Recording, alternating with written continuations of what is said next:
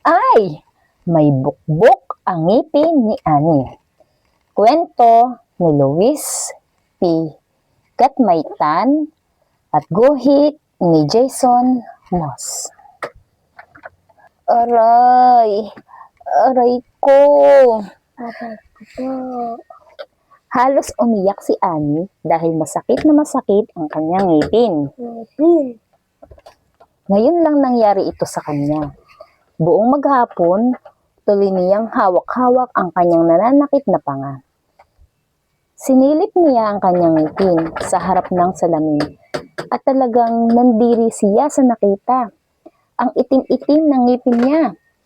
Kaya siguro ang sakit-sakit ng ngipin ko sa isip-isip niya. Nang hapong yun, matamlay siyang sumalubong sa kanyang tatay at nanay na kagagaling lang sa opisina. Hindi nga niya halos ginalaw ang pasalubong nilang ensaymada. Ang hilig-hilig mo kasi sa candy. Tingnan mo, may butas ang ngipin mo. Kinain niya ng mga bukbok, sabi ni Nanay Lynn matapos marinig ang problema ni Annie. Huwag candy ang sisihin mo, mahal. Ang totoo, tamad magsipilyo ang anak natin, tugon ni Tatay Bio. Oo nga, bukas ng umaga, sasamahan ko si Annie sa dentista, sabi ni Nanay. Dentista? Hindi makapaniwala si Annie sa kanyang narinig. Takot kasi siya sa mga dentista. Nanlamig ang kanyang mga kamay. Para kasi sa kanya, ang mga dentista ay nagpaparusa sa mga bata. Oo, Annie, patitingnan natin sa dentista ang ngipin mo. Kung bulok na yan, baka kailangan lang bunutin. Ay, ayoko po, Nanay. Ayokong pumunta sa dentista, iyak ni Annie. Annie, huwag matigas ang ulo. Ang mga dentista ay kaibigan ng mga ngipin natin. Basta po ayoko. Baka mamaya lang po, wala na ang sakit ng ngipin ko. O hayan ka na naman, ipinipilit mo na naman ang gusto mo. Di ba't lagi namin sinasabi ng tatay mo na magsipilyo ka pagkatapos kumain? Ang hilig mo pa naman sa candy. Alam mo bang abalang-abala ang bakterya kapag may naiiwang asukal sa ngipin mo? Nabalisa si Annie. Hindi talaga siya papayag pumunta sa dentista. Pagdating ng hapon, pinilit niyang maging masaya. Niyaya niya ang mga kalaro. Si Nina at si Joshua na pumunta sa kanilang bahay. Nagtaguan sila. Nagpiko at naghabulan sa playground. Pero masakit pa rin ang ngipin niya. Naupo na lang siya sa isang sulok at nagmukmuk. Bakit, Annie? May sakit ka ba? Tanong ng kanyang mga kalaro. Ang ngipin ko, ang sakit-sakit. Patingin nga. Oh, hayan. Naku, Annie, sira na ang ngipin mo, sabi ni Nina, ang best friend ni Annie. Sabi ng tiyo kong dentista dahil daw yan sa bukbok, kaya pala masakit. Ganun ba? Oo, sabi nga ng tiyo ko, puro mikrobyo raw ang bukbok. Ano yun? Mikrobyo? Kinakain ng mikrobyo ang ngipin natin at gumagawa ng butas papasok sa loob. Dapat pumunta ka na sa dentista. Ha? Dentista? Muli na naman kinilabutan si Annie pagkarinig sa salitang dentista. Ang tingin niya kasi sa mga dentista ay parang monster. Ano nga ba kasi itatawag mo sa taong may hawak na plais at nabubunot ng ngipin? Oo, kaibigan ng mga bata ang mga dentista. Nilalabanan ng mga dentista ang mga mikrobyo sa ngipin natin. Alam mo, may sirang ngipin din ako noon eh. Talaga? Oh, tingnan mo ang bungi ko. Di yan, dati nakatubo ang ngipin ko may bukbok. Kailangan ko talaga maging matapang, sabi ni Nina. Nang gabing iyon, hindi makatulog si Annie. Masakit pa rin ang ngipin niya. Nananalangin siya na sana'y maalis ang sakit ng ngipin niya. Sinilip niya ulit ang kanyang ngipin sa salamin. Puro bukbok nga. At naalala niya ang sinabi ni Nanay Lynn, Annie, kung hindi ka pa pupunta sa dentista, baka mahawa pa ang ibang ngipin mo. Kinabukasan, pagkagising, agad pinakiramdaman ni Annie ang kanyang ngipin. Parang wala na yata ang sakit.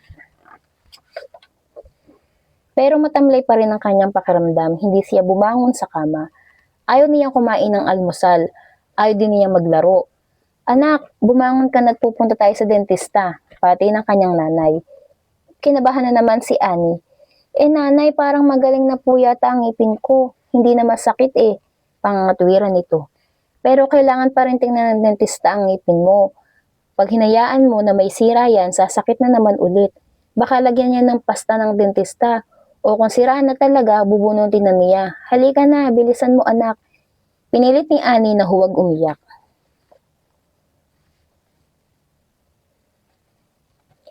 Alam ni Tatay Biyo ang nararamdaman ng anak. Natatakot ka ba sa dentista, anak? Maamong tanong nito. Medyo po, singhot ni Annie. Kasi po baka masakit pag binunot ng dentista ang ngipin ko. Konting sakit lang yun anak at di yun magtatagal. At saka mas masakit pa sa bunot ang makirot ng ngipin. Totoo yan Annie. Hindi magtatagal ang sakit ng ngipin mo. At pag nawala na yan, lagi naming ipapaalala sa iyo na magsipilyo pagkatapos kumain.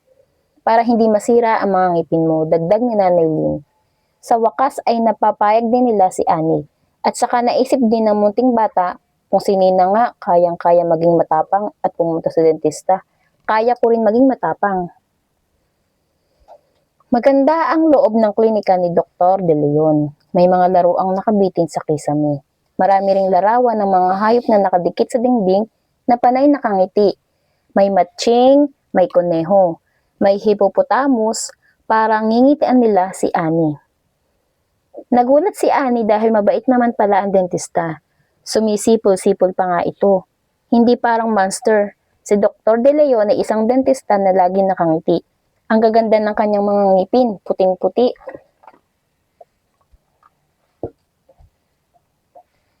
Ito ba si Annie? Naku, ang cute na bata, sabi ni Dr. De Leon. At iniupo niya si Annie sa dental chair. Okay ka ba Annie? Tanong ni Dr. De Leon. Opo, di po ba ako malulula sa silyang ito? Biniro ni Dr. De Leon si Annie. Alam mo, yung ibang bata ay nagbabayad pa para makaupo lang dito. Itinaas niya si Annie ng mataas na mataas at pagkatapos ay ibinaba ng konti. Unti-unting nawawala ang takot ni Annie. Maya-maya pa nilagyan na siya ni Dr. De Leon ng bib sa leeg. Para hindi marumihan ng maganda mong damit o kaya'y ako. Ipinakita sa kanya na dentista ang mga instrumentong gagamitin. O tingnan mo ito, may maliit na salaming bilog sa dulo. Ipapasok natin ito sa bibig mo para kitang-kita natin ang iyong mga ngipin. Tinignan mabuti ni Dr. De Leon ang lahat ng ngipin ni Annie. Kailangan bunutin na natin ang ngipin mo, Annie. Sinira na kasi ito ng bukbok. Ngayon, para hindi ka mamasaktan, patutulugin natin ang iyong ngipin. Kung tulog ang ngipin, hindi na magiging masakit kapag binunot natin, paliwanag ni Dr. De Leon. Ha? Sige po, gusto ko pong patulugin muna ang ngipin ko, sagot ni Annie. Pero muling kinabahan si Annie nang makita ang injection. O heto, meron tayong sleeping juice para sa ngipin mo. Pero paano ito iinumin ng ngipin ko? Ito ang straw para sa sleeping juice. Sabay turo ni Dr. De Leon sa karayom na nakakabit sa hiringgilya na may lamang anesthesia. Inumin na natin ngayon ang sirang ngipin mo para makatulog ito. Baka masakit. Makakaramdam ka ng sakit mula sa injection. Annie, pero madaling mawawala ito. Okay? Now, open your mouth. Ngumanga ng mabuti si Annie habang pinainom ni Dr. De Leon ang pampatulog ang kanyang ngipin. Maya-maya pa'y wala nang naramdamang kirot si Annie. Siguro nakatulog na ang ngipin kong bulok, naisip niya. Habang nakapikit ang mga mata, naalala ni Annie ang kanyang alagang pusang si Pochi. Naalala rin niya nang maglibot sila nila tatay at nanay sa Manila Zoo at nang magpiknik sila sa park. Nang unang sumakay sila sa eroplano papuntang Iloilo at nang bumili siya ng malaking cotton candy sa Carnival.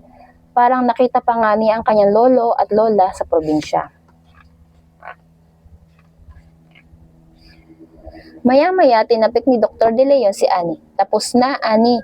Mabilis lang po pala, sabi ni Annie habang pinakikiramdaman ang gilagid. Ipinakita sa kanya ni Dr. De Leon ang nabunot ng ngipin. Ang dami palang butas ng ngipin ko. Ganyan ang ginagawa ng bukbok sa ngipin. At pag nasira ang mga ngipin mo, madali kang dadapuan ng kung ano-anong sakit. Kaya lagi kang magsipilyo para mapangalagaan ang iyong ngipin at kalusugan. Alam mo, Ani, ang ating ngipin tulad ng ibang bahagi ng ating katawan ay regalo sa atin ng Diyos. Kaya dapat nating alagaan mabuti. Babawasan ko na po ba ang mga candy tulad ng sabi ng nanay? Tama. O kailan mo ulit ako dadalawin, Ani? Nakangiting tanong ni Dr. De Leon. Nagustuhan na ni Ani ang dentista, pero nahihiya siya. Kaya sunod-sunod na tango lamang ang naging tugon niya. Sa susunod, aalisin naman natin ang ibang tartar kapag nilinis natin ng ngipin mo, dagdag ni Dr. De Leon.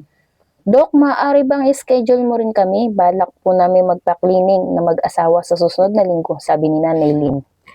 Bago bumaba si Annie sa dental chair, may ipinakitang kahon si Dr. De Leon. Punong-puno ito ng kung ano-anong makukulay na bagay. O Annie, pumili ka ng isang laruan. Premium mo yan dahil ang tapang mo kanina. Bagong toy po para sa akin. Salamat po. Palabas na lamang sila nang bumulong pa si Annie kay Dr. De Leon. Nakangiting ibinigay ng dentista ang hiningi ng bata. Bakit anak, aanhin mo ba yung bulok mong ngipin? Tanong ni tatay nang sinundo nito sina Annie at nanay. Itatago ko po para di ko makalimutang magsipilyo, sabay kindat at ngiti ni Annie.